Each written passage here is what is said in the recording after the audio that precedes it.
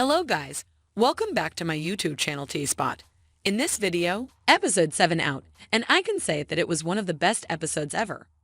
Even though we didn't get to see Jamie and Claire much, I loved how the different storylines were conveyed in this episode. The tension, the action, the confusion, everything was amazing. But before that, I want to talk about one thing.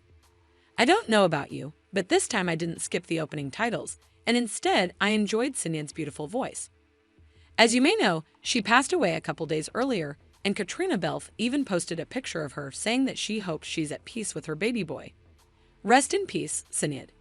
You will be remembered through your beautiful music. Now let's talk about episode 7. I want to start with the Mackenzies, and then we can talk about William. In this episode, we finally see the confrontation between Buck and the Mackenzies. He tells his story, and we learn that while he was in Inverness, he heard a strange noise just like a hive of bees. I believe this was the way of stones calling for him. It settled then, it was an accidental trip into the future. Moreover, he saw Roger in a shop and he got confused. That's probably why he was desperately wandering around Lallybroch, because he didn't know what to do next, and he thought Roger was already dead. I feel sorry for him. He's all alone and doesn't even know what's going on. I can see that Bree and Roger feel bad for him too. They give him some food and they're more than excited to hear the full story, just like us. When Buck explains his anger to Roger, Roger finally gives him the whole story and lets him know that they're actually related.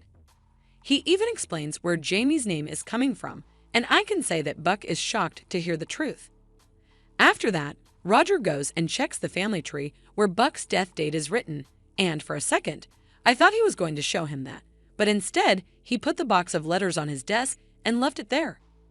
Now, I don't know why he did such a thing, but I know for a fact that it wasn't the most intelligent move. Shouldn't they hide this box in a safe or something?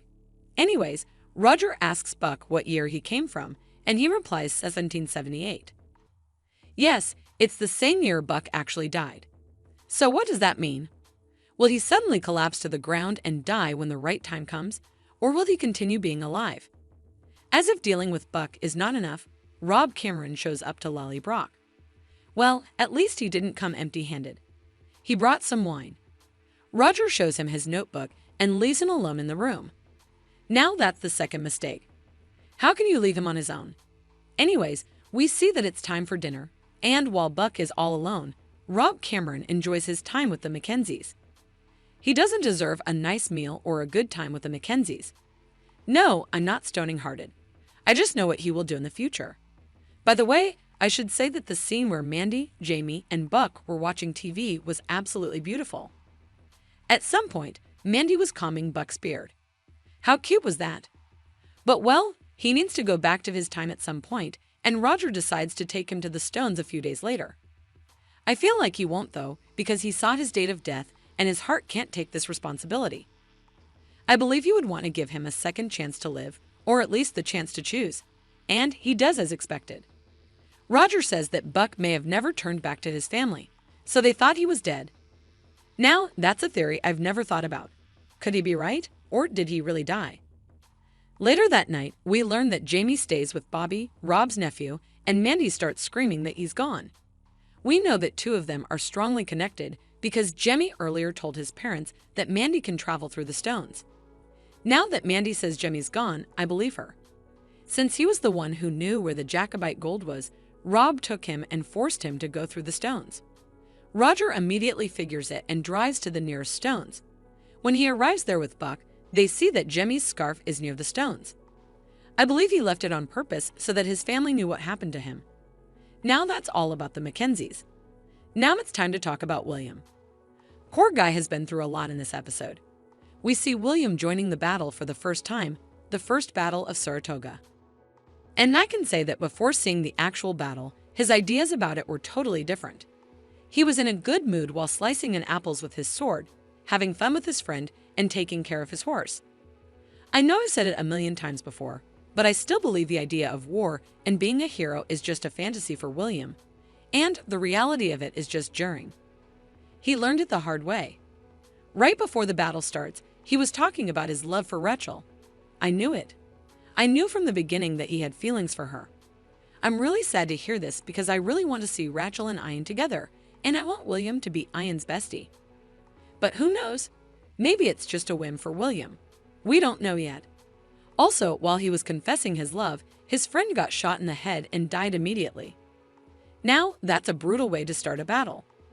Then we see the British are attacking with cannon fire, and William couldn't even understand what had happened for a short amount of time. After that, he gets up in pain and starts running with his sword.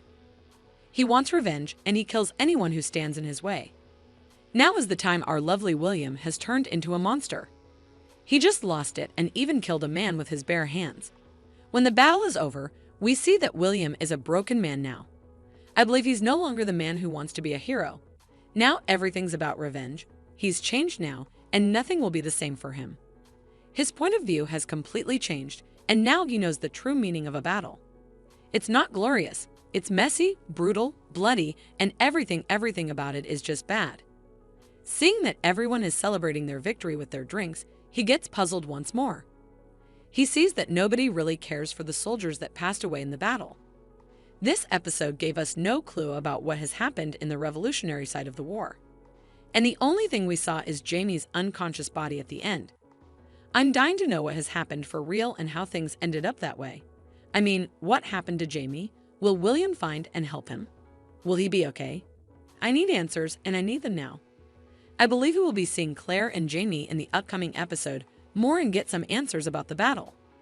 We have no choice to sit and wait for what awaits us, and I'm okay with that. As long as they provide us an amazing episode, and I know they will, I'm willing to wait. What do you think will happen in the mid-season finale? Will Roger travel back in time to find Jamie? Will Jamie be okay? Let us know what you think in the comments below. And don't forget to like, subscribe, and share the video. Thank you for watching. See you soon.